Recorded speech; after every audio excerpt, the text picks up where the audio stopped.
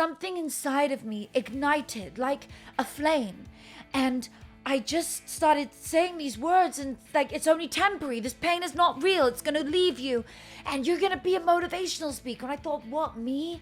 How am I going to be a motivational speaker? Welcome to the I Own It podcast with Ben Reinberg. We're live from Laguna Beach, California at the Ben Reinberg I Own It studios today. And we have such a special guest. I am so excited. We're in studio today in Laguna Beach at the I Own It studios. And she has such an incredible life story. She is a speaker. She's an author. She's a host. She's a coach. And she's an entrepreneur. Natasha Graziano, welcome to the I Own It show. The reason why I wanted you to be on this show is because you own it. And so welcome. It's so nice to see you. Thank you for coming down from Los Angeles to join us today. What a true pleasure. Thank you so much for having me. I have been so excited about this since you and I caught up at Secret Knock. I was just super pumped about coming on your show. It is such a sensation. It's just doing so good. And you know, I own it because I fucking own it. You sure do. That's why you're on the show. Perfect. So you have an incredible life story, okay, that I think we should share with our audience. You went from a homeless single mom and to a coach and a podcast host, to an author, a motivational speaker, an entrepreneur. As I learned more about your story, it really touched me. One thing I saw emerge was a manifesting mindset to make your dreams into reality, which I think is so inspirational. So let's kick things off today. I'm excited to have you here. Share more about your background with everyone out into the universe. And why do you enjoy motivating others? Wow, great place to start. You know, because where I sit now, I always remember 5 years ago, I dreamed of where I'm sitting now. 5 years ago, I would have dreamed of being on a show like yours, going to fantastic stages around the world, being a best-selling author, all these cool accolades. And here I am. But as soon as you get to it, you realize the goalpost moves. And so why I mention that is because that is how it all began for me. The goalpost moved. I was simply wanting to get out of the rut I was in. I was in a dark place. I was a single mom. I had no money. I was in over 100,000 in debt. I'd alienated the world from me. I was so depressed. I was in the darkest place. I really thought I was a failure to my son. I thought there is no way I'm going to get out of here. How am I going to overcome this? How am I going to get over my past? How am I going to become someone? And from that place was born my calling. And I remember really vividly moving the goalpost in that moment. I was standing in front of the mirror and I was playing Denzel Washington to motivate myself. I was at my mom's wedding. I was meant to be walking down the aisle a few hours later. And I just had my makeup done. I felt so bad because I was crying so hard. I was unwell. I was overcoming an illness, an autoimmune disease. And I remember being in tears and standing in front of that mirror thinking, how am I going to go down the aisle and be a bridesmaid for my mom? But how am I going to be a role model for my son? How am I going to go on and get out of this? I wanted to die most days. I really was in such a bad place. And I looked at myself and I started preaching life over myself. I was listening to Denzel Washington's words and I started saying them to myself in the mirror, just saying them and saying them and saying them until something came alive. Something inside of me ignited like a flame. And I just started saying these words and like, it's only temporary. This pain is not real. It's going to leave you and you're going to be a motivational speaker. And I thought, what, me? How am I going to be a motivational speaker? I'm like this weak, wounded soul who can barely stand up. I'm on a heart medication. I could go down any day. I can't even be a mother for my son right now, let alone go on and inspire a single other person. But from that place, I found my cure to fear. Fear being false evidence appearing real. And I promised the world, I promised the universe, God, whatever you want to say, I said, if you show me how to heal, if you show me how to get out of this rut, I commit to you that I will go on and share it with the world. So let's talk about the intention behind your motivational speaking. and the MBS method is linked to helping people accomplish a personal transformation. I was hoping when we got together, ask you a bit of a philosophical question up front. There's a Chinese proverb curse. May you find what you're looking for and realize it is not the answer. Do you agree with the sentiment in that proverb? And how do you help people transform towards something that they will find they actually like when they arrive there? Wow, beautiful proverb and beautiful way to phrase the question. You see, sometimes what we wish for, we don't really want. Sometimes what we wish for, we forget to fill in the details. Sometimes we want to manifest or achieve a certain goal, but we leave out all the details. And so society or somebody else fills it in for us. And so truly, you must love and want what you want to achieve so much wholeheartedly from every ounce of your being, so that when you get there, you love it just as much as you did along the journey of getting there. And perhaps the journey was a struggle, so the destination is more fulfilling. But then when you get to the destination, the goalpost is going to move again, as I was saying. And so when you want something, lean into that and want it wholeheartedly. And the more feeling of passion and excitement and drive you can add towards it, the more it will come. For example, if you really want to achieve something and you want it for the greater good of others, it's more likely to come into your life. If you want something that does not benefit more than 2 people, it will be easy come, easy go. More than likely, it will come into your life and it will disappear. If you want something so that it can benefit humanity thereafter you're gone, leave a legacy thereafter you're gone. So we're talking clearly more about than just wanting a car or just wanting something. You've got to want it for the greater good. So why do you want the new car? If you want to go that low, why do you want the new car? Well, I want it because I want to help other children be able to go to school easier. I'm going to pick up other kids. I'm good XYZ. Great. You're helping more than 2 people. This is more likely to come to your life. But if you really want it, you have to attract feeling to it on top of wanting it for others. So you must attach this sense of deep desire for it. And then the translation to the universe of wanting it and making it come to fruition is feeling. What does it feel like to have achieved that goal? What does it feel like now that you have that goal? And I have a technique for how to bring it to Well, I fruition. want to talk about, I saw the other day you have a 3-3-3 manifestation. How does it work?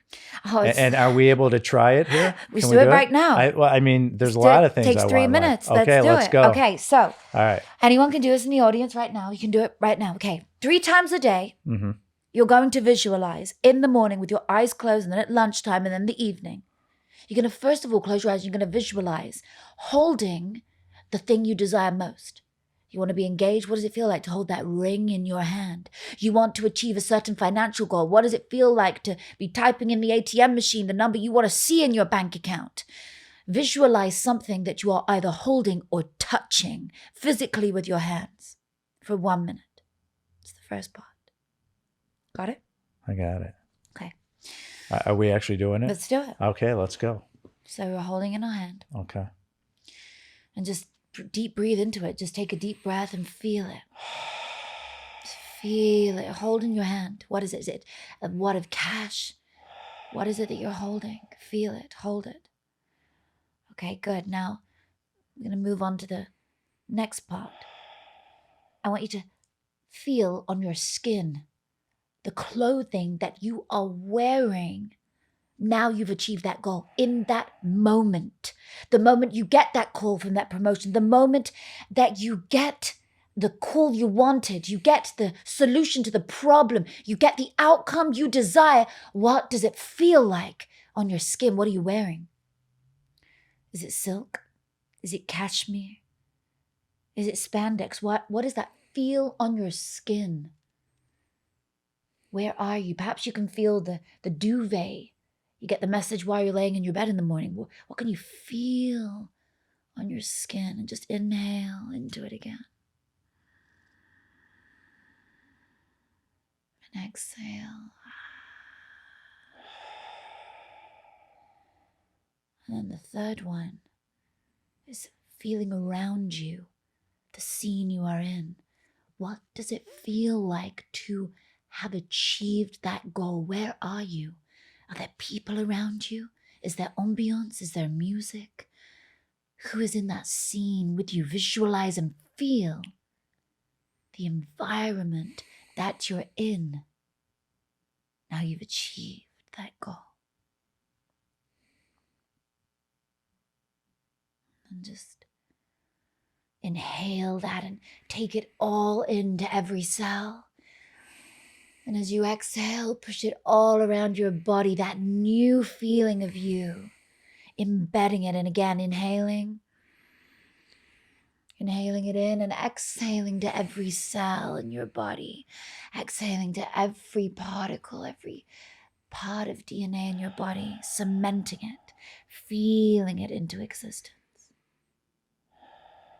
And whenever you're ready, opening your eyes. All right, let's go. 3 times a day. That's it. I love it. So I easy. love it.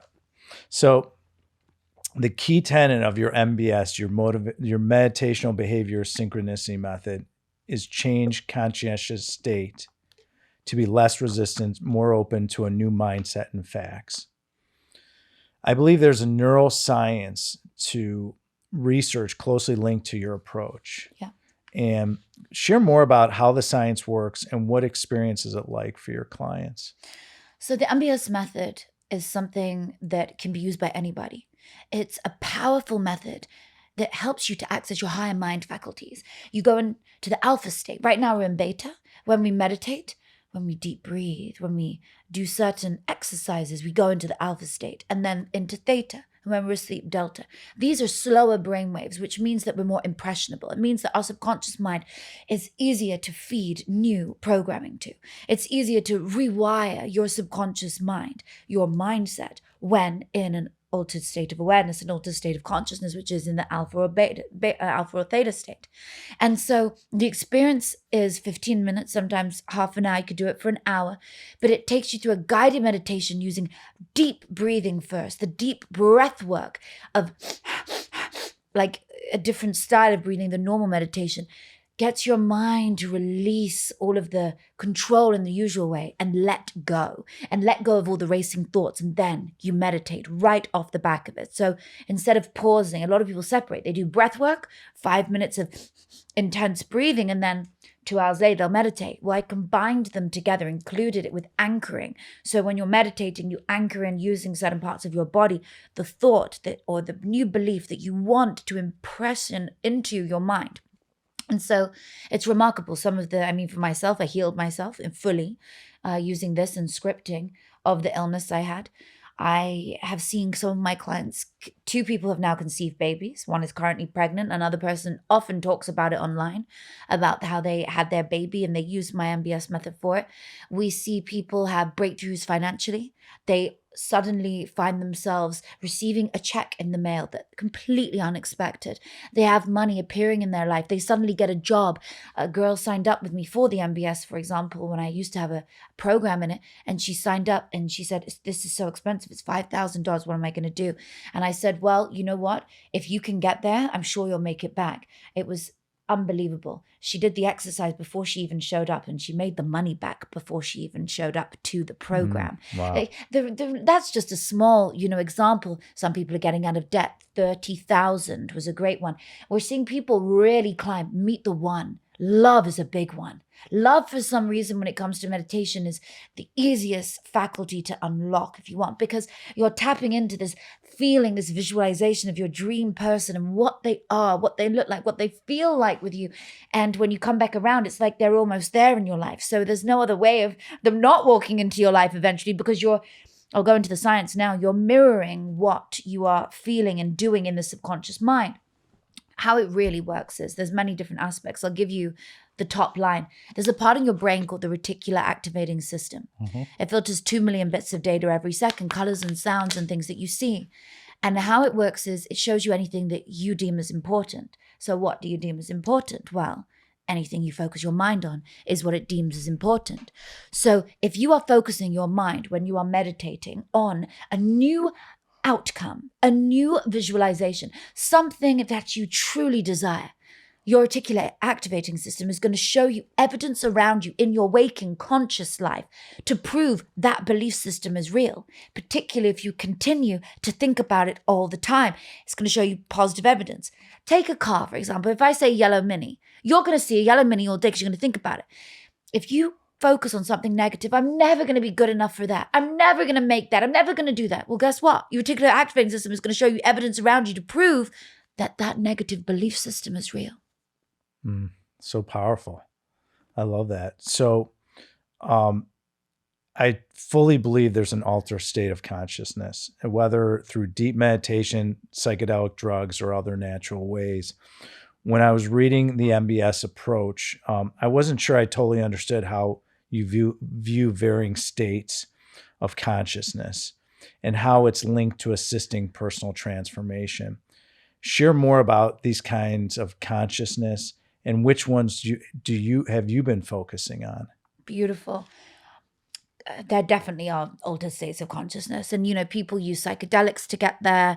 I deeply know through high elevated states of breath work, you can get to very similar places of DMT releases, etc. It's a whole separate topic. I focus through breath work on going to the theta state. That for me is the most powerful, knowing that I've gone through alpha and I'm in theta. How do you know you're there? Because there are certain things you can do. You could hold something in your hand, and when it starts to fall out, it's that place just before you're sleeping. And it's so slow to try and think of a thought. It takes forever to have that thought. It could take me 1 hour to have the visualization I'm trying to have. It's such an amazing state, but it's so impressionable. It's like the womb of the earth, and you're feeding it exactly what you want. So that's why we listen to guided ones, so you don't take forever to, go through those points. Guided is much better. That's why I like to do it. And I focus on that conscientious state. Okay. So as I was telling you, I recently got into meditation and have a meditation practice multiple times a day. Do you have daily meditation rituals? So yes, I practice multiple times a day. Not every day. I am human. So we do, I must make people aware. I meditate every day, not multiple times a day every day. I aim to. Let me ask you something. Is there a meditation school or approach that most resonates with you? Absolutely, my own. Through my MBS method, which is, on my own podcast, it's just every Saturday is a meditation. And it is so beautiful. On the Law of Attraction Secrets podcast, we have every Saturday a new style meditation. That is honestly one of the most powerful things that I gave to myself and the world. I listen to my own meditations. I've created them for myself. I create them for my clients. So a lot of my sort of A-list stars, my top level entrepreneurs, 9-10 entrepreneurs, I create personalized affirmation tapes for them. And they are unbelievable. They are hardwired for that person with their name, with exactly what they want to achieve. It's so personal to them. And so then I use a similar approach without obviously the personability of the name and stuff on the podcast with the meditation that I do. I do it every single morning when I wake up. As I'm coming out of the alpha or theta state back into beta, I love to wake up, press play on a meditation. I have it ready on my phone the night before, airplane mode on, off airplane mode, and on it goes. And it's so powerful. You love meditation right in the morning. That's right. And I just feel so much better. I can tell when I haven't done my good luck meditation every day. Mm-hmm. I do my good luck meditation and I see miracles flowing. What does meditating do for you? Like for me, it helps me not get triggered, be calm, better negotiator, better listener, more in a state of love, not in fear. What does it do for you, Natasha? That's so cool. Meditation for me calms my anxiety. Mm-hmm. It calms me down when I wake up at a million things going on. It stops me from going to somebody else's agenda because I don't pick up my phone now and go off airplane mode and through everybody's messages. I have it on the do not disturb. So I don't want to see them and I meditate first. I will not start my day with the world until I've started with me. I prioritize me, and meditation has enabled me to get that habit going to prioritize myself. And then the effects of it have been monumental. I truly deeply overcame the illness I had. It was really hard having an autoimmune disease. I had a hyperactive thyroid. Listen to the wording, hyperactive. For someone who's all over the place like this, shaking all the time. And so it calmed all of those racing thoughts. It calmed the fear. It calmed the PTSD. It calmed the actual sickness. So I was able to relax and come back into the present moment. Meditation has transformed my life. Amazing. Your podcast, as we discussed, is The Law of Attraction, which is such a great name. Thank you. How'd you come up with it? And what does the law of attraction mean to you personally? So law of attraction, like attracts like. I first was introduced to it through The Secret. I read the book The Secret. It's full 360 now. Rhonda's one of my friends, and I would definitely count her as a teacher. And she recently came on my show. Very uniquely, she never does shows, so it was a very touching experience. Bear in mind, we're talking about nearly 2 decades ago that I read this book when it came out. Wow, it's a long time ago. And so the law of attraction for me has been so present in my life. I realize whether you believe it or not, it's in action. The law of attraction, action being the last part. It's happening all around you. If you understand how to apply it in your life, that's the power. Because you now understand that your thoughts become things. Your thoughts become your feelings become your actions become your habits, and your habits are you. We are just a bag of habits by the age of about 30. And so I tapped into the law of attraction on such a profound level, and then wanted to bring people on the show who you don't often hear from speaking about self-development, personal development, and hear how they've applied it in their own life, perhaps some of them without even knowing it. Amazing. So your book is called, like it's sitting right next to me, and you autographed for me. Thank you. Be It Until You Become It, which I believe came out last year. And to me, the title felt a bit like saying, fake it until you make it. Mm-hmm. But in more spiritual terms, do you agree with that? Or do you think that fake it until you make it lacks a certain authenticity that is critical to your teachings? Totally agree. And that's why I named it Be It Till You Become It. I can't stand fake it till you make it. I can't stand the word fake because I was called fake when I was at school. People would point me out, she's so fake. Do you know why? Because I was so fucking authentic. Because I would tell somebody, you look amazing today. You look so good. Like it's a bubbly thing. In America, it's very welcomed. Whereas where I grew up in this specific part of the UK, I went to a boarding school and it was so reserved. And like for me to say, your earrings are so beautiful to a girl because I really love them. Oh, she's so fake. But I was being so authentic. And so I felt like I had so much to prove for so many years. And so loop back around. Being true to who you are is the most important thing. And if somebody doesn't like it, you do not need to give them your time. They are not worth your time. There are so many other people that will love you and will love what you do. Be it till you become it are the true words of becoming it before you are there. Not faking it, not pretending it, doing it, being it. You don't wait to be the perfect husband when you're married. You don't wait till you're married to be him. You become him today. You don't wait to be the best partner in a relationship when you're in it. You do it today. You become who you want to be today, and then it becomes who you are. Oh, I love that. So your stated mission is to help 1 billion people live a life. Wow, you've done your research. I'm very impressed. Well, you're on You're very impressed. You're on the Iona show. This is premium grade stuff here. It really is. It's one of the best podcasts I've ever been on. I'm so impressed. You're not dealing with amateurs here. I know, I can tell. Jeez, you guys are good. So to help 1 billion people yes, live a life of joy and access their highest potential and end their personal suffering. Yeah. That's a big goal that you have. How do you feel you're progressing towards accomplishing it? And are there new big things you plan to expand your reach? I think I'm pretty well on track at the moment, I'd say. I'm reaching millions of people. And through the influencers I work with, and by influencers I mean anyone who's in the public eye or has a reach of any great capacity, I'd say we're reaching over 500 million between all the different influencer accounts. that doesn't mean that we're reaching that every day. That means through all these people, potentially we could have reached that number when we add all the followings together and all the eyeballs of TV I've been on and anything else, podcasts, listens, etc. So 500 million potential people. But to get to the billion is going to be a real, it's not going to be easy. And I like a challenge, but I know that that is the number I need to reach in order to really have accomplished my personal purpose. Everyone has a different thing. For me, reaching that number means that I am helping people who were broken. There are so many broken people, Ben. There are so many people in the world who, like I was only a few years ago, only 3 years ago, I was so lost and broken and heartbroken. And there are probably a billion odd people who are in that place.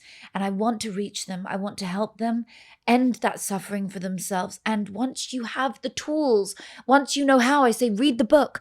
Once you have the tools from my work, from the book, from listening to this podcast every week, from tuning into all these experts that are coming on your show, for example, you're going to change your life. You are going to see a different outcome, because if you always do what you always did, you'll always get what you always got. You want to see a different outcome, you've got to do something a little different. So through me helping them with doing something a little different, you will see a different outcome. So I believe you work with a lot of celebrities, okay, as a mindset and life coach. What's your favorite part about working with these celebrities? And are there downsides to working with celebrities? I mean, I imagine somebody expects you to be accessible 24/7. It's got to be taxing on your life.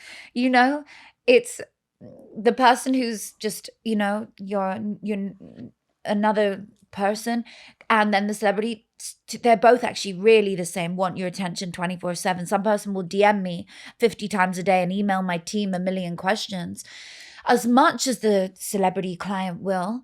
And yes, it is taxing, but I've learned to turn it on, be there with them, and then I have a shower afterwards, and I shower off all the emotion. When I come off stage, and sometimes I'm swamped from, I want, your attention for a minute. They just want the answer to their problem. I was there once, and I get it. And I feel there's a lot of responsibility with that, and I take it so seriously. Like a lot of speakers, they come in, they speak, they get back on the plane and they go. I give 3 hours usually after I finish on stage of just being with someone, people, answering their questions, signing books and being there. And I love it. That's when I'm in my highest, is when I'm serving the world. So I take the taxingness of it, and I know it's coming up. I've got this event, or I'm going to be dealing with a client who needs a lot of my attention for a long time. And then afterwards, I'm going to switch off, and I'm literally going to turn off and be in my zen, in this calming, put you to sleep voice to everybody I meet and encounter. And I'm not going to hit the big tempos up there when I'm on stage. I'm going to stay here, and I'm going to be peaceful, and I'm just going to be in my own energy. Outstanding. So you're involved in a lot of charities. Yeah. Share more about the organization you're involved with, and how can more people get involved in them? Thank you for asking. I was just on a call with my charity this morning. So I sit on the advisory board of Pencils of Promise. It's a really beautiful charity, which is, the board members are phenomenal, from Gary Vee to Shawn Mendes, Justin Bieber, Meadow Walker. I think she was on it recently.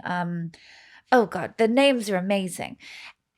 The power of this charity is so phenomenal. I have recently, I'm so excited to go see it, but I just built a school for the charity. I donated a school in Guatemala, and it's a beautiful charity because Pencils of Promise really go above and beyond what I know from a lot of charities I've supported and still support. They're very unique.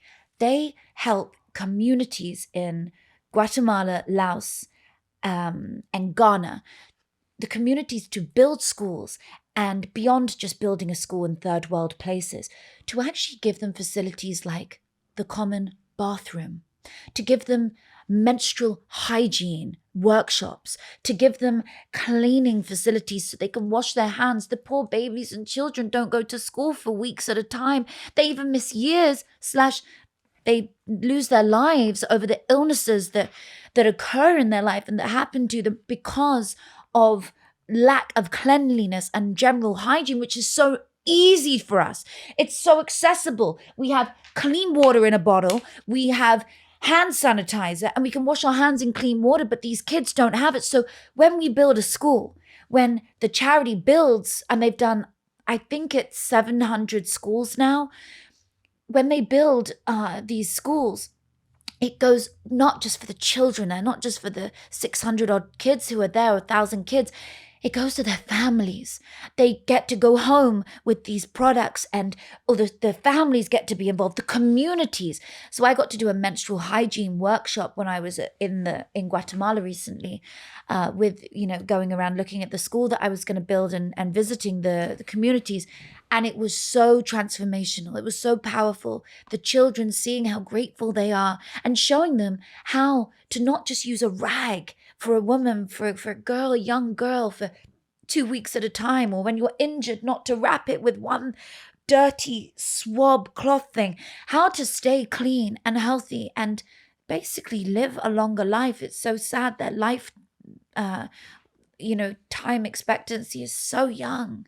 So it was so beautiful to be there. And if anyone wants to get involved, and you were asking, you can just go to the website, Pencils of Promise, and maybe you guys can put the link or something below. We're happy to do that. Yeah, it's really fun. I did a campaign recently with French Montana, and we raised money and for building more schools in Ghana and Guatemala, Laos. So the name of the show is I Own It. It's owning every aspect of your life, your behavior, your actions, the people you surround yourself with, your mindset, your thoughts, everything you believe in. That's why you own it. But we're all works in progress, Natasha. We always will be. Yeah. Was there a recent example that you can look at and say you didn't own it fully that you can share? Oh my gosh, yes. I mean, there's been so many times. So my previous career before this, I was a webcam girl. Didn't own who I was. I got 2 sex tapes out of me, and it's part of my story. Like, I fucking own it. I sit here right now and I say, I've spoken about it on stage. This is not common, like random news. This is like common knowledge, right? At this point. But I used to hide it. I used to be terrified. Like, oh my God, someone's going to find out that my previous name was something else. Oh my God, I was terrified of it. Like, it's all going to be this, going to be that. No, own it. I stand in my power, but I didn't once. I hid from it. And that was my biggest downfall, is that I used to run from it and run from all these accusations and things. No, I stand in my power and I own it, because here's what I say to you. You now get to see me as who I am today. I feel so sorry for the person that doesn't know me today, that knows me as the person 7 years ago. We are biologically a new person every 7 years. But who I am today is so different from who I was 10 years ago, let alone yesterday. I am so different. Every one of us is every single day to who we become. And so I own who I am. And I love it. It's a part of my story. I'm like, yes, I did some fucking outrageous stuff. I did way too many drugs. I had a drug problem, but hey, it looped me to who I am today. I would not be the coach I am today. I would not be mentoring the stars I look after if I didn't have this backstory. I'd be way too clean. Way too clean. Oh, that's amazing. What is the best way for everyone out there to engage with you and follow you and really follow the MBS method and follow where you're going and you're growing? What's the best way? You know what? My podcast, Law of Attraction Secrets. Okay. Just go on the Law of Attraction Secrets and do the MBS meditation every Saturday. Listen to the guests I have on, maybe you soon, on the Law of Attraction every Thursday. I think. My name on every platform. Natasha Graziano is just my name everywhere. TikTok, you want to have fun on there and get motivated every day. You get motivated on my podcast. We release every single day a motivational clip for your day. Every single morning, 3 to 5 minutes of me giving you live motivation, getting you out of bed, fired up and ready. And then you can meditate on a Saturday. Oh, that's beautiful. I love that. So we're going to wrap up with our 3 questions. Cool. And I've been waiting for you to come in. Are you ready? I'm so ready. I'm excited about these 3 questions. The 3 and the 3 questions. Here we go. It's magical 3s. So in our studio, we normally have a couch. And how old are you now? 33. You're 33. 333. 333. Wow, there's a lot of I threes know, going right? on today. So you lay on the couch. I say, Natasha, close your eyes. You're 33 years old. You've been through a lot of experiences. And I say, go back to when you were 16 years old. And you're this intelligent, sophisticated, beautiful woman laying on the couch. And you can go back and talk to your 16-year-old self. What advice would you give yourself at 16 years old, knowing what you know now, all the experiences, all the trauma, the root experiences, the limiting beliefs that you had to get over, learn how to meditate? What would you tell yourself now that you can talk to yourself at 16 years old? Don't hide who you are. Don't dim your light. Let them burn, baby. Okay. Shine brighter. I like that. Shine brighter, and then brighter again. That's great. Well said. Yeah. I tell people, wear sunglasses. I have sunglasses and I wear them indoors. I'm like, people, why are you wearing sunglasses? I'm like, so I don't have to see your negativity. And then I'm like, wear sunglasses. If somebody can't take my shine, honey, put some sunglasses on. I'm not going to dim my light for anybody. Somebody said to me the other day, you're gonna come around my guests, and look, some of the girls are really intimidated by you. Would you be nice to them? I thought, wow, you don't know me. I'm the nicest person. I mentor women. They naturally flock to me, and I mentor them. Right? And I thought, you don't know me well enough because you've basically told me to dim my light. You said, please be nice. Let them feel welcome, included. I thought, goodness. So I went wearing sunglasses, and I wore them all day. And I was a nice person to everyone, of course, but it just shows. Some people can't stand your light, and it makes them feel inferior. It makes them feel nervous. It makes them feel bad. You hear those sirens? I know. You see, I think you're shining light on someone. so don't dim your light. Never dim your light for anybody. What's interesting, I am very careful who I surround myself with. I say that in my company. I know you are. And I want to make sure that I never have toxicity pouring into me. Yes. And bad thoughts. And I'm very careful. How do you deal with that? Are you careful who surround yourself with and who provides you love and support? You're so in alignment with me. People said when I moved to Hollywood just now, oh my God, watch out. You're going to be in Hollywood. Everybody wants something from you. Everything's a transaction. Everybody's going to need something. And you can't trust anyone. And be careful. Because all I keep hearing, The funny thing is, it's irrelevant to me. I live in my own world. I luckily live in an area, literally just, there's nobody around where we live. Acres of like green. And I am in my own world on such a level. I come out to coach. I come out of my shell like a tortoise, to help people, to empower, to go on stage, and then I'm with my family and I retreat. And then the people that I bring into my home for like Shabbats on Fridays are people who I love, who I choose to bring into my home. But there's always a time I know, okay, this is my day where I'm going to, and then when I'm around people who I feel there's an energy of toxicity, you won't see me there for more than a minute. You won't even see me entertain the conversation. I'm like, smile and I move on. And I don't let it in, but also my attitude is this. You are what you attract. I don't see negativity around me anymore because I believe that I'm in such a point, still a work in progress, where I shine a light so bright on people that I attract others who elevate me. Amazing. So it's our last day on earth. God forbid. Mm-hmm. It's just me and you, kid. It's our last meal together. Your choice. What are we eating and what are we drinking? Great question. Okay, and maybe we should go do this and That's right. have it. We're going to have to go do this after this. We have to do it right after. Oh my That's God. right. Okay, so we are eating the most divine bowl, let's say banquet. And it's a spread like in the medieval times of fresh fruit and vegetables out of the earth. Fresh, if you want meat or chicken or fish, everything you could ever imagine in terms of healthy, out the earth that's been harvested and farmed beautifully and blessed. And we're drinking water that has been blessed, that tastes like wine. Okay. Sign me up. Yeah, I'm really healthy. So well, we don't have to eat healthy. It's our last day on earth. So but it's a good choice. So in our studio, we have a grand piano. Okay. And I think we're going to have you play us out at the end of the show. We have drum set and electric guitars. Okay. You can have any musician or band come into this studio to play us a song. They can be living or deceased, Natasha. It's your choice. Who are you having come through that door, come into this studio now to play us a song? Bono. Oh. He was my ex's godfather / kind of like dad. And Bono, for sure. And what's Bono going to play us? One of their original songs. I don't know which one. Any Bono track. Oh, there was one that was completely like not known. In the town of Springs in Nova Scotia. It's a really beautiful song about mining.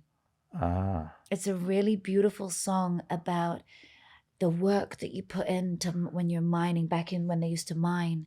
And you'd sing it in the town of Nova Scotia, which is a random place in Canada, which I heard of when I lived there. Couldn't believe it.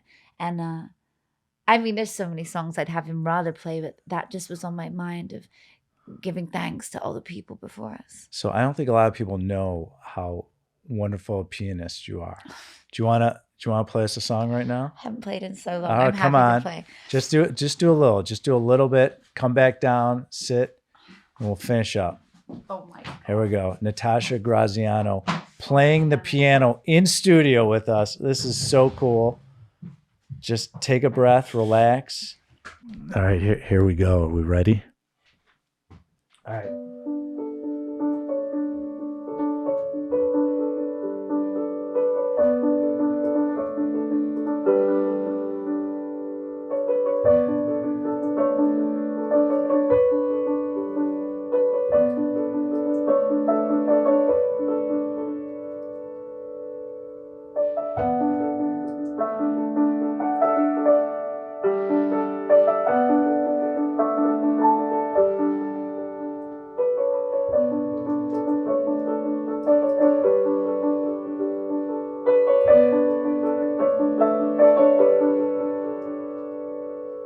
Okay. It's so hard to play with nails. That was unbelievable. You're so sweet. All right, let's come back through. He's such an amazing composer. He's so big now. He's such a big artist. When did you learn how to play piano?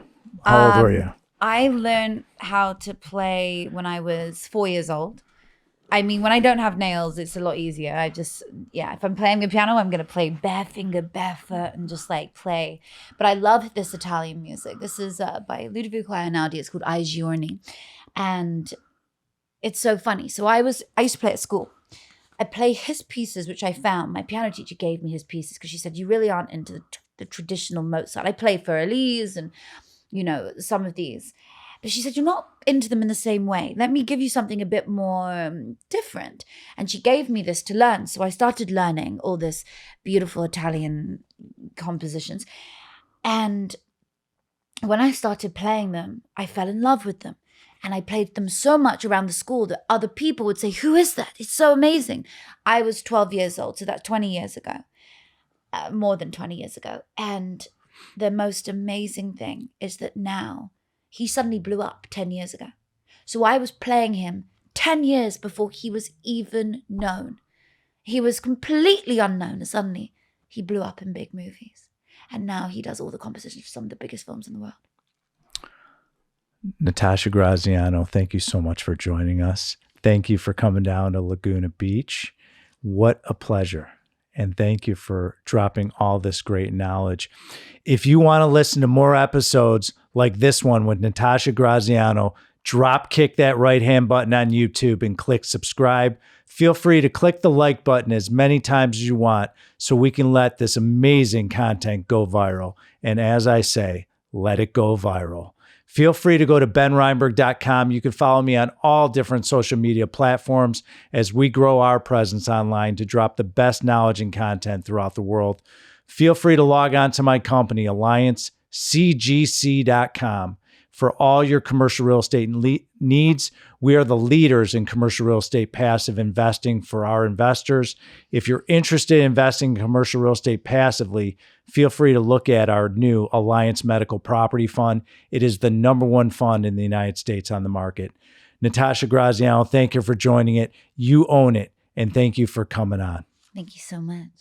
Thank you for listening to the I Own It podcast with Ben Reinberg. To hear our past episodes and connect with Ben, visit benreinberg.com.